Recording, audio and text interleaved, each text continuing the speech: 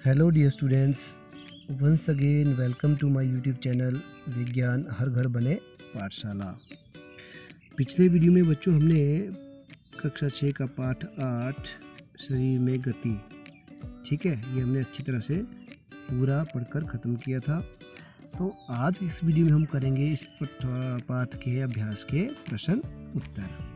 तो चलिए बिना किसी विलंब से वीडियो को शुरू करते हैं। देखिए, अभ्यास का पहला प्रश्न क्या है? रिक्त स्थानों की पूर्ति कीजिए। इसका क क्या है? अस्थियों की संधियां शरीर को डैश डैश करने में सहायता करती हैं। अब मैंने आपको चैप्टर पढ़ाया था तो मैंने आपको बताया था कि अस्थियों की संधियां, जो हमारे शरीर में हड्डियां होती है, उनकी संधियां शरीर को क्या करने में सहायता करती हैं? गति करने में सहायता करती हैं। ओके, ठीक है। दूसरा क्या है? दूसरा है हमारा अस्थियां एवं उपास्थि संयुक्त रूप से शरीर का डैश डैश बनाते हैं। हड्डियां और जो उपास्थियां होती हैं ना, वो इकट्ठे मिलकर शरीर का क्या बनाती हैं? कंकाल। क्या बनाती हैं? कंकाल। ओके, चलिए ये भी हो गया। तीसरा देखते हैं, ग कोहनी की अस्थियां डैश डैश संधि द्वारा जुड़ी होती हैं। अब मैंने आपको बताया था, जैसे ये आपकी कोहनी है, ये आपका बाजू है, ये आपका हाथ है, यहाँ पे ये आपका कंधा है। तो ये जो कौन सी संधि हुई यहाँ पे? देखिए, हमारा बाजू ऐसे इधर तक ही जाता है ना, फिर वापस इधर से इधर को आ जाता है या इधर तक भी आता है, लेकिन इधर से इस तरफ तो नहीं जाता, नहीं ना। तो इसका मतलब क्या हुआ कि हमारी कोहनी में जो होती है गति, वो होती है सिर्फ एक तरफ को, यानी एक दिशा की तरफ गति करते हैं हमारी कोहनी। तो ऐसी संधि जो केवल हड्डियों को एक दिशा में गति करने में सहायता करे, उसको बोलते हैं हिंज संधि। तो कोहनी की अस्थियां डैश डैश संधि द्वारा जुड़ी होती है। कौन सी संधि? हिंज संधि। इसमें होती है हमारी हिंज संधि। कोहनी में कौन सी संधि होती है? हिंज संधि। उसके बाद गह, गति करते समय डैश डैश के संकुचन से अस्थियां खींचती है। जब हम गति करते हैं ना, तो हमारी हड्डियां किसके द्वारा खींची जाती है? किस में संकुचन होता है? पेशियों में। किसमें? पेशी। गति करते समय पेशी के संकुचन में अस्थियां खींचती हैं। तो ये भी हो गया। तो मैं उम्मीद करता हूँ पहला प्रश्न आपको अच्छी तरह समझ आया होगा, रिक्त स्थानों की पूर्ति। चलिए प्रश्न नंबर 2 की तरफ चलते हैं। प्रश्न नंबर 2 क्या है? निम्न कथनों के आगे सत्य एवं असत्य को लिखिए, यानी ट्रू एंड फॉल्स हमने देखने। तो पहला क्या है? सभी जंतुओं की गति एवं चलन बिल्कुल एक समान होता है। तो क्या बच्चों, सभी जंतु एक समान गति से चलते हैं?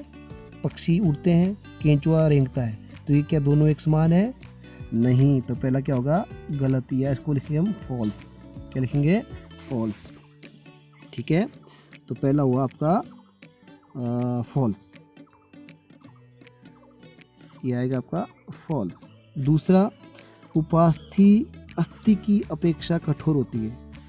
हड्डी जो है कठोर होती है, और जो कान के ऊपर वाला हिस्सा होता है वो कठोर होता है, नरम, तो उसको बोलते हैं उपास्थि। तो क्या उपास्थि जो है अस्थि से कठोर होती है? नहीं, ये भी फॉल्स है। ठीक है, चलिए आगे चलते हैं ग की तरफ। उंगलियों की अस्थियों में संधि नहीं होती। अब आपको मैंने चैप्टर पढ़ाया था, आप अभी भी देख सकते हो, आपके हाथ की उंगलियां हैं, आपको उनको ऊपर नीचे उनको बंद करिए, खोलिए, ठीक है, तो वो हो रही है ना। तो ये हो रही है हड्डियों में संधियों की वजह से।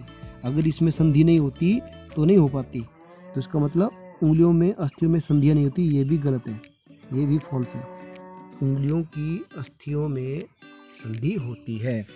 उसके बाद घ, अग्र भुजा में 2 अस्थियां होती हैं। बिल्कुल, अग्र भुजा जो अगली भुजा है हमारी, उसमें 2 अस्थियां होती है, तो यह है ट्रू। उसके बाद तिलचट्टों में बाह्य कंकाल पाया जाता है। बिल्कुल, ये भी ट्रू है, तिलचट्टों में बाह्य कंकाल पाया जाता है। ठीक है, इस प्रकार प्रश्न नंबर 2 भी हो गया। उम्मीद करता हूँ आप बच्चों को अच्छी तरह समझ आया होगा। चलिए प्रश्न नंबर 3 की तरफ चलते हैं।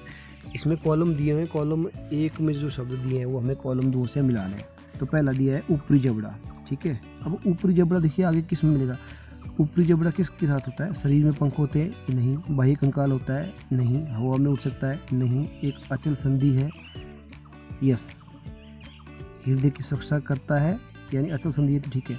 हृदय की सुरक्षा करता है? नहीं। बहुत धीमी गति से चलता है? नहीं। शरीर का धारण की तो नहीं।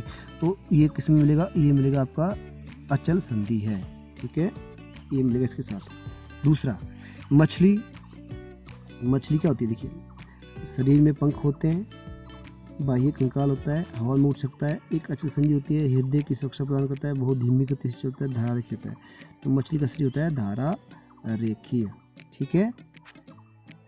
पसलियाँ, शरीर को पंख होते हैं, बाह्य कंकाल होता है, हवा में उड़ सकता है, एक अचल संधि होती है, हृदय की सुरक्षा प्रदान करती है। पसलियाँ हृदय को सुरक्षा प्रदान करती हैं। उसके बाद घोंगा, शरीर पर पंख होते हैं, बाह्य कंकाल होता है, हवा में उड़ सकता है, एक अचल संधि होती है, बहुत धीमी गति से चलता है। घोंगा जो है बहुत धीमी गति से चलता है, इसमें मिलेगा। उसको तिल चट्टे में बाह्य कंकाल होता है, शरीर पर पंख होते हैं, ये दोनों आएंगे इसमें, ये भी आएगा और ये भी आएगा, तो इसके साथ तो दोनों मिलेंगे। तिल चट्टे में पंख होते हैं और बाह्य कंकाल होता है, ठीक है। तो इस प्रकार जो है प्रश्न नंबर 3 भी हो गया। उम्मीद करता हूँ आपको समझ आया होगा। अब चलिए पाठ के अंतिम प्रश्न की तरफ, प्रश्न नंबर 4। निम्नलिखित प्रश्नों के उत्तर दीजिए। इसमें को है कंदुक खलिका संधि क्या होती है? तो देखिए, मैंने आपको बताया था जो हमारा कंधा होता है ना, कंधे से जो हमारा बाजू की हड्डियाँ जुड़ी होती है, वो जुड़ी होती है हमारी कंदुक खलिका संधि के द्वारा। तो कंदुक खलिका संधि क्या होती है? अब आपको पता है, आपका बाजू जो है, जब आप गेंद फेंकते हो तो गोल घूम सकती है ना, तो आप अपने बाजू को पूरा घुमा सकते हो। तो कंदुक खलिका संधि की परिभाषा क्या होगी? ध्यान से सुनिए। ऐसी संधि जो हड्डियों को चारों तरफ या अस्थियों को चारों तरफ घूमने दे या घूमने में सहायता करे, ऐसी संधि को कंदुक खलिका संधि कहा जाता है। तो ऐसी संधि जिसमें हड्डियां जो है चारों तरफ घूम सके या वह हड्डियों को चारों तरफ घूमने की अनुमति दे, उस संधि को कंदुक खलिका संधि कहा जाता है। दूसरा, कपाल की कौन सी अस्थि गति करती है? अब आपको मैंने बताया था कपाल की कौन सी अस्थि गति करती है, निचले वाला जबड़ा करता है या ऊपर वाला? क्योंकि ऊपर वाला जबड़ा तो जुड़ा होता है, वो होता है अचल संधि के द्वारा, तो वो तो गति करता ही नहीं। अचल मतलब जो हिलने वाला नहीं है, अचल न चलने वाला। तो नीचे वाला जबड़ा, इसका उत्तर आएगा निचला जबड़ा। कपाल की कौन सी अस्थि गति करती है? निचला जबड़ा। ग, हमारी कोहनी पीछे की ओर क्यों नहीं मुड़ सकती? देखो, ये मैंने आपको पढ़ाया था। हमारी कोहनी पीछे की ओर क्यों नहीं मुड़ सकती? क्योंकि हमारी कोहनी में होती है हिंज संधि। कौन सी संधि? हिंज संधि। और हिंज संधि वह संधि होती है जो केवल अस्थियों को एक ओर ही गति करने में सहायता करती है। तो इस प्रकार जो है पाठ 8 शरीर में गति के सारे अभ्यास के प्रश्न उत्तर खत्म होते हैं और मैंने आपको ये 1 बाय 1 सारे अच्छी तरह से समझा दिए हैं। उम्मीद करता हूँ आप बच्चों को अच्छी तरह ये समझ आए होंगे और आपने ये नोट भी किए होंगे। तो आज की वीडियो में इतना ही काफ़ी है। मिलते हैं अगले वीडियो में नए चैप्टर के साथ। तब तक के लिए इस वीडियो को पढ़िए, समझिए और ध्यान से देखिए। बाय।